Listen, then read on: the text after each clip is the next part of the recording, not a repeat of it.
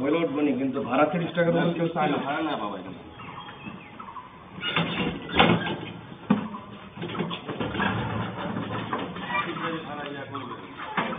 আচ্ছা, একবার বলছো না, আরেকবার বলতেছো কেন? একবার বলছো না, তবে একবার বলছো না, একবার জ্ঞান দেশ কত 30 টাকা ভাড়া আছে।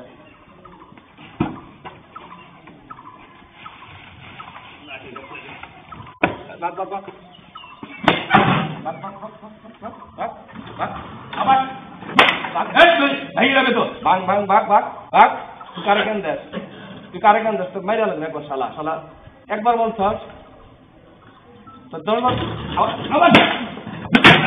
আগা আগা আগা আগা আগা আগা আবার আগা আগা